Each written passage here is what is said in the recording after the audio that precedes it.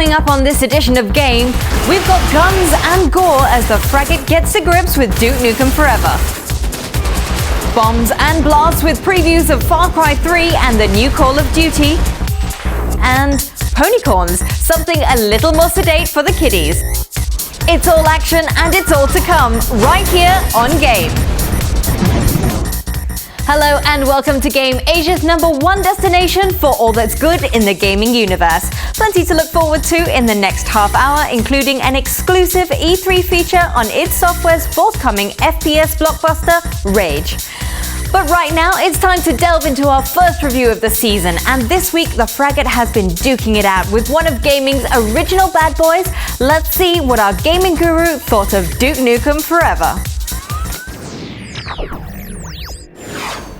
Hey, a very warm welcome to the Gaming Den with me, Fraggy. Now today's gaming review is none other than Duke Nukem Forever, a game which is frankly legendary when it comes to long development cycles.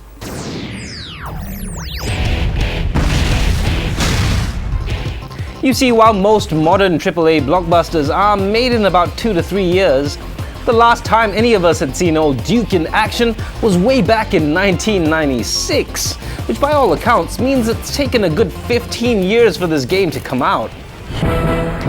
In Duke Forever, the story picks up 12 years after the events of the original, as you find yourself back in the boots of everyone's favorite misogynistic megalomaniac. Now the Duke's just chilling out Max enjoying his pad, when what do you know it? Aliens start attacking, and worse still, they're taking his women. But chauvinism and bad jokes aside, is Duke's latest adventure something for the trophy cabinet? Or is this just a case of too little too late? Well, let's find out. Okay, so first things first, I just want to say that it's going to be pretty tough to review what is essentially at its core a 15-year-old game. But as a fan of the PC originals, the thing I liked most about this new Duke Nukem experience is the interaction. Unlike other more serious shooters, a good bunch of the time you'll be spending in Duke will be trying out all sorts of nifty minigame styled events, all designed to boost his ego.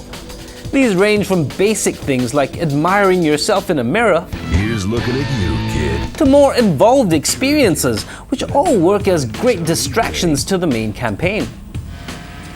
In addition, Duke Forever also likes to mix things up, featuring whole sections of driving, platforming, and puzzle solving. Always bet on Duke. So if you like your shooters to come with more types of gameplay than just looking down the barrel of a gun, you might be in luck.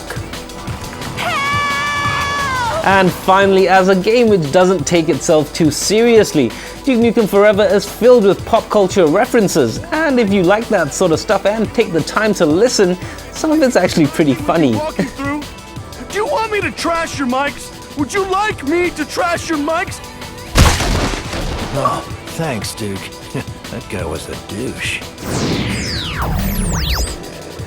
Now, the biggest thing to keep in mind is that in Duke Nukem Forever, you're not going to be getting a game which could at all be compared to the standards of anything released today. This game was built on yesterday's technology, and sadly, it shows. From a design standpoint, everything about Duke's new outing just fails to have that wow factor. And whether it's the stiff animation or the general lack of detail in your surroundings, you're not likely to be blown away. But as an old school fan, the thing I disliked the most were the sacrifices they made to make this game more accessible. Just like Halo's Master Chief, the Duke is now equipped with regenerating health and shield bars, and can only carry 2 weapons at a time. But the problem with this is that many of the levels just weren't designed with this in mind. So instead of being able to gracefully duck behind something, a lot of the time enemy encounters just boil down to getting a couple of shots off, and then running around like a headless chicken until your ego recharges. I don't know about you, but that's not exactly my idea of a fun time. You know what, it's a shame though that for the majority of gamers, Duke Nukem Forever serves as a sort of relic, a time capsule of how first-person shooters used to be done. Trouble is, when you compare it to some of the games being released now, Duke Forever just shows how far video games have evolved, especially in the last decade or so. Now don't get me wrong, because I absolutely love the Duke. I played Duke 3D to death in the 90s. It was original, it had tons of personality, and most of all, it was awesome fun. The new Duke, on the other hand, seems to be just a collection of old levels, which were just strung together so they could get the game out. Am I glad that it's finally out? Hell yeah! Am I going to play it again? Probably not. The Fraggot once again proving that he is very much the bomb. And he'll be back next week to review the highly anticipated Child of Eden on Connect, so watch out for that. Right now it's time for the first commercial interruption of the show, but don't go anywhere, because when game returns, we'll meet some serious Have-A-Go heroes in our demo derby and introduce you to one of the sweetest and strangest free games around in this week's Online. So sick bags at the ready, we'll see you in 2.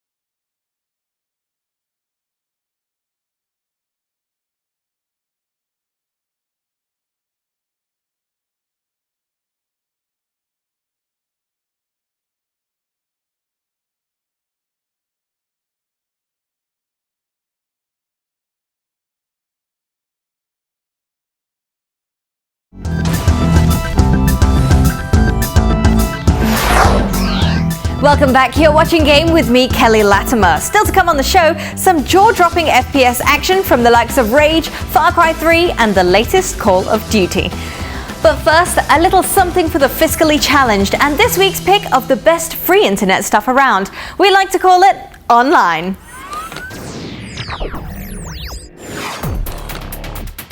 In pole position on this week's Online, a slick piece of free-to-play racing action from German automobile giant BMW. Now, this may not exactly be Forza or GT5, but for absolutely no money down, there are worse ways to burn an hour or two of your time.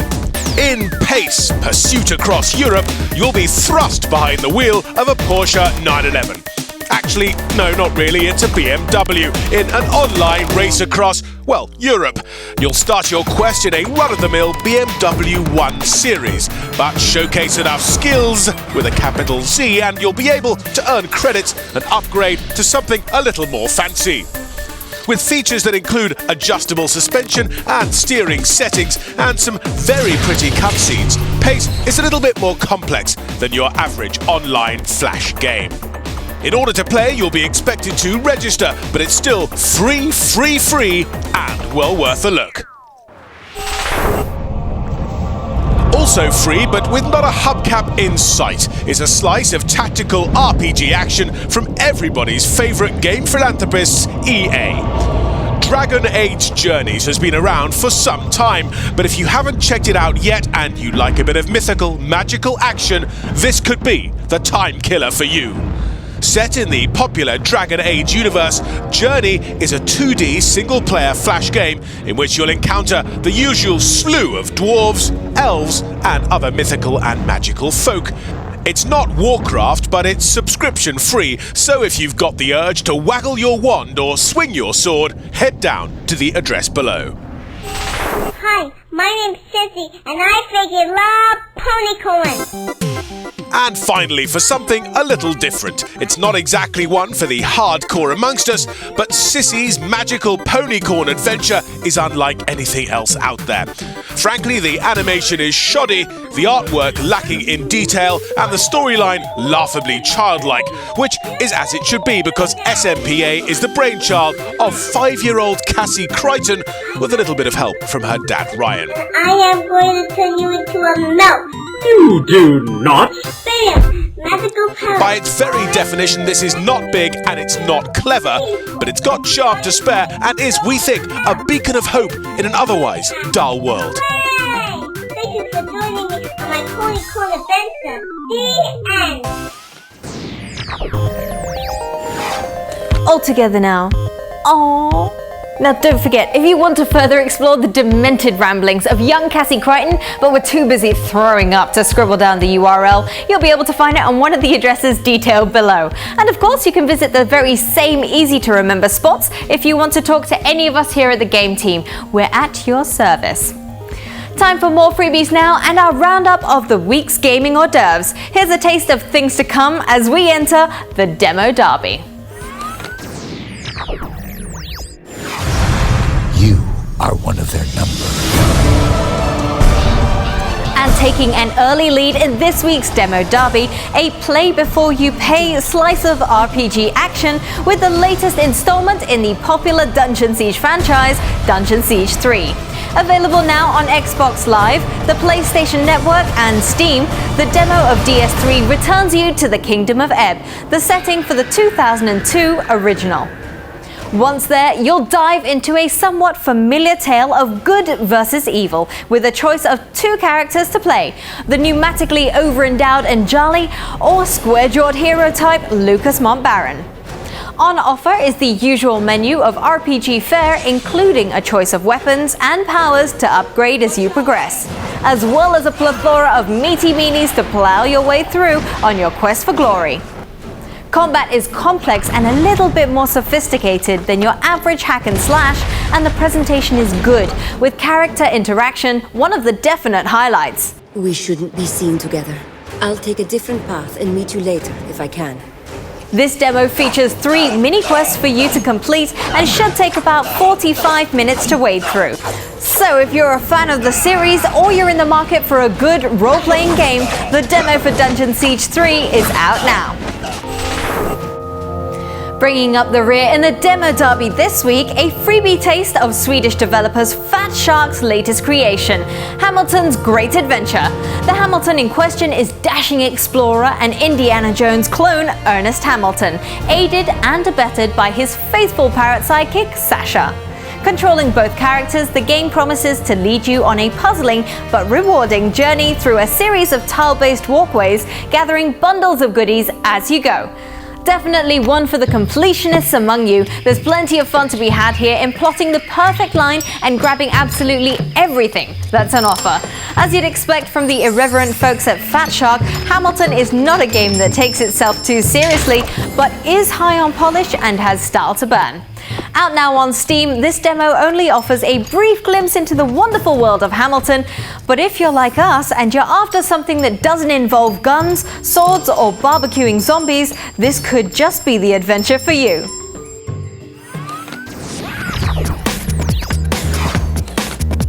All good and all free to play right now. Okay, time for another jarring burst of adverts to interrupt your gaming pleasure, but chin up chickens, because in just a few short moments, Game will be back. And when we return, it'll be time for a one-way trip to FPS heaven. We'll get the inside scoop on the aptly named Rage and wet our collective underclothes at some newly released footage of Far Cry 3 and the latest Call of Duty.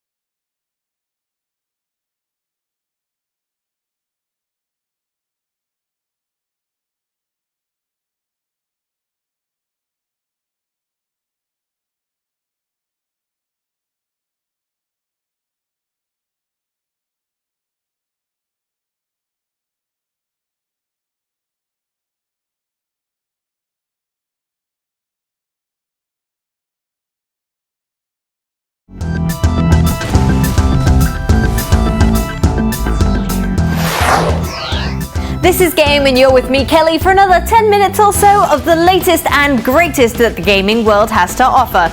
We're casting minds forward now to focus on one of the more intriguing titles coming our way this year.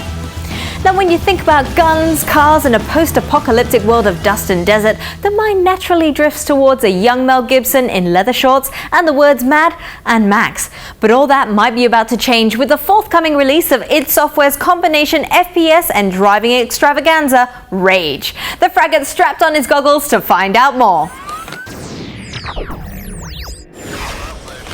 In terms of FPS pedigree, you don't get much more refined than the chaps at id Software.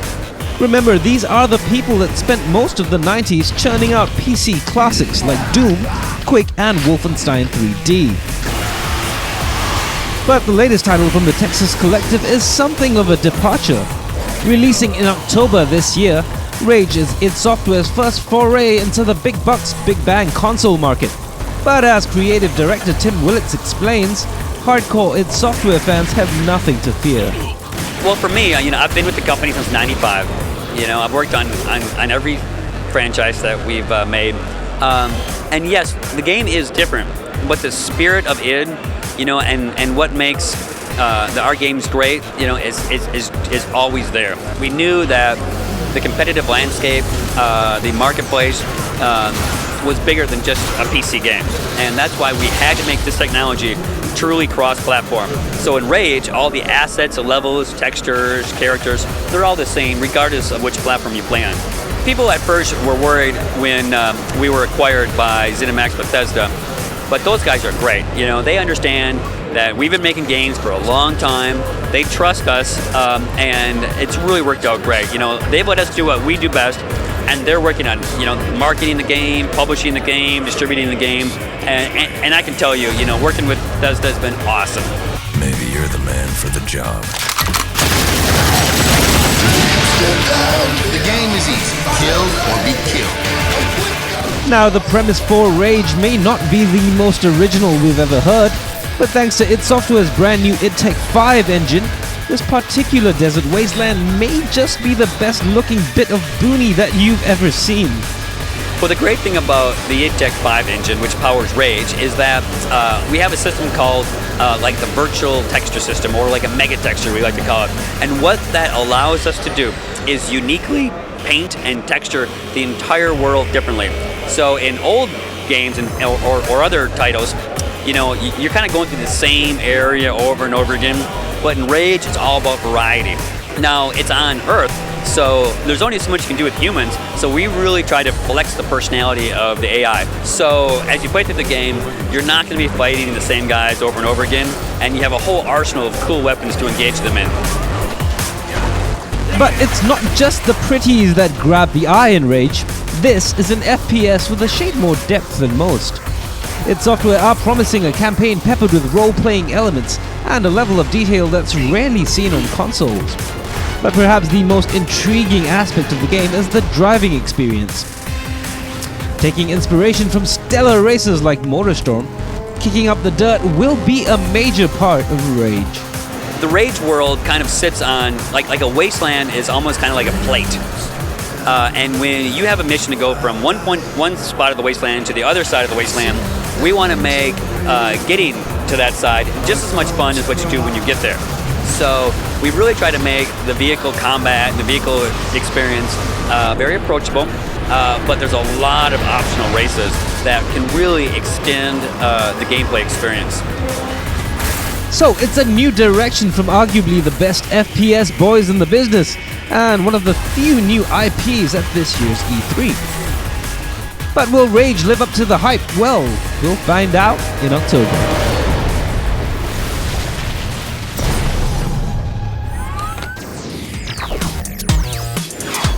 A tasty morsel of mutant lovin' fun, Rage is set for simultaneous release on the PC, Xbox 360 and the PS3. Look out for it when it hits the stores early in October this year. But what else is coming out this year, I hear you cry? Well, fret no more, because we're about to dive headfirst into two of the most anticipated titles coming soon to a console near you. Hold your breath, people, this is the preview. Yes, there are a lot of bleeping first-person shooters around, and yes, the games market is already overstuffed with its share of macho types charging around the world's various trouble spots. But when the trio of Far Cry 3, Modern Warfare 3, and E3 came together in LA recently, we literally went weak at the knees. First up, Ubisoft's Far Cry 3, a game that looks, well, lush. What hits you immediately is the animation, richer than Simon Cowell, and plastered with the kind of touches that just scream quality. Whether you're gazing slack-jawed at the clouds of dust kicked up by the chopper's rotor blades, or dribbling over the tiny little reflections detailed in your He-Man watch, you have to take your hats off to the folks at Ubisoft Montreal and say that, my friends, is a job well done. And based on the snippet of in-game action that Ubisoft showed us at E3, the latest Far Cry appears to be so much more than just a pretty face. The environments promise to be active with a capital A, and the level of detail included in some of the props should leave even the geekiest gamer with a smile on their face. Throw in some funky and suitably violent new moves, and Far Cry 3 looks on this early showing to have the goods. So start saving your pennies now. Did I ever tell you the definition of insanity?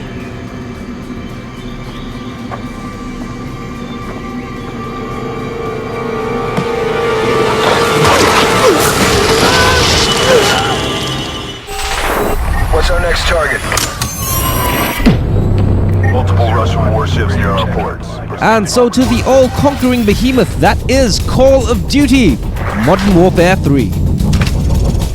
Microsoft showcased the sneak peek at E3, and as you'd expect, the latest installment of this million-dollar franchise looks to have more polish than Barcelona's trophy cabinet.